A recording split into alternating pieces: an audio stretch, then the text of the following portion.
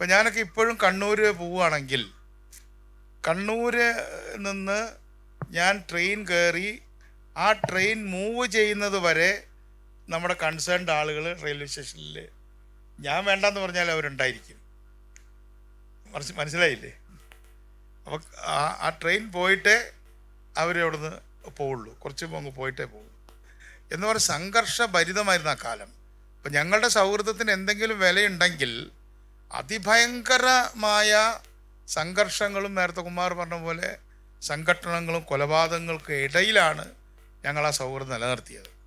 ഇന്നിപ്പോൾ അത് കുറഞ്ഞിട്ടുണ്ട്, നന്നായി കുറഞ്ഞു. ഇന്നില്ല എന്ന് തന്നെ പറയും. ഇപ്പോൾ എനിക്ക് ക്യാമ്പസുകളോട് പറയാനുള്ളത്, ഇന്നിപ്പോൾ രാഷ്ട്രീയ സംഘർഷം കുറഞ്ഞു, പക്ഷെ ക്യാമ്പസ് സംഘർഷം കുറഞ്ഞിട്ടില്ല. അത് ആവശ്യമുണ്ടോ? കൂടിയിരിക്കുക.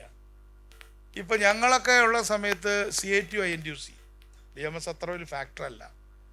ഇപ്പോൾ എനിക്ക് ഇന്നാളൊരു കോള് വന്നു, ജോണേ ഞാൻ പിന്നെ വൈക്കത്തുള്ള ഇന്ന ആളാണ്, പേര് പറയുന്നുണ്ടൊന്നുമില്ല, എൻ്റെ മോൾക്കൊരു MSc ഫിസിക്സിന് ഒരു കാര്യമുണ്ട് എന്ന് പറഞ്ഞിട്ട് ഒരു കോള് വന്നു. അതവിടുത്തെ CITUവിൻ്റെ തങ്കപ്പൻ എന്ന് പറഞ്ഞ ഒരാളാണ് വിളിക്കുന്നത്. അപ്പോൾ CITU SFI എന്താ ബന്ധം? CITU ആണ് SFIയുടെ ബാക്ക് ബോൺ. INTUCയും നമ്മുടെ കടപ്പുറത്തുള്ള ആളിലൊക്കെയാണ് KSUവിൻ്റെ ബാക്ക് ബോൺ. ഇന്ന് അവർ തമ്മിൽ ഒരു തർക്കവും ഇല്ല.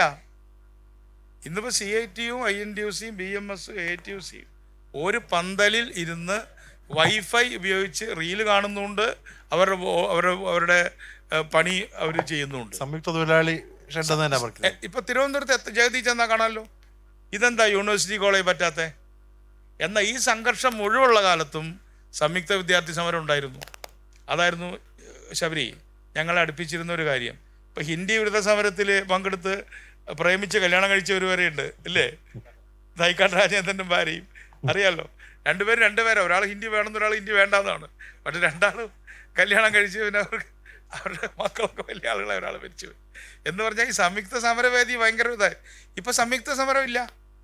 അപ്പോൾ ഇത് നമ്മൾ ഈ സോഷ്യൽ മീഡിയ ആവശ്യത്തിലധികം നേതാക്കന്മാരെയും അണികളെയും ഇങ്ങനെ കൃത്രിമമായി പിരികെട്ടുണ്ടോ എന്നെനിക്ക് സംശയമുണ്ട്. ഇപ്പോൾ സബരി പറഞ്ഞതെന്നുണ്ടല്ലോ, എന്തിനാ സോഷ്യൽ മീഡിയയിൽ പോസ്റ്റ് ചെയ്തത്? ഇപ്പം ഈ സോഷ്യൽ മീഡിയ ആണോ റിയാലിറ്റി, അതോ റിയൽ ലൈഫാണോ?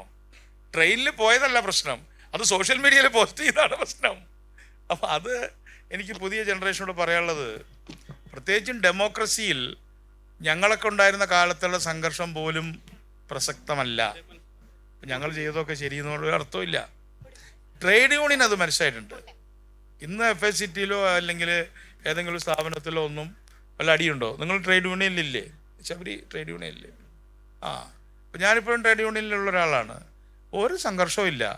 അവർ തമ്മിൽ ഒരുമിച്ചിരുന്ന് വർത്തമാനം പറയുന്നു, അവർ മാനേജ്മെൻറ്റിനോട് സംസാരിക്കുന്നു. ഇനി മാനേജ്മെൻറ്റിനെയും കൂട്ടി സേഫ് ഫാക്ട് എന്നൊക്കെ കൊണ്ട് അവർ ഗവൺമെൻറ്റിലേക്ക് പോകുന്ന ഒരു കാലമാണ്. അതുകൊണ്ട് ഈ അനാവശ്യമായ ക്യാമ്പസ് സംഘർഷം കൃത്രിമമായി എന്നാൽ ഞാൻ അനാവശ്യമല്ല, അത് കുറയ്ക്കണം.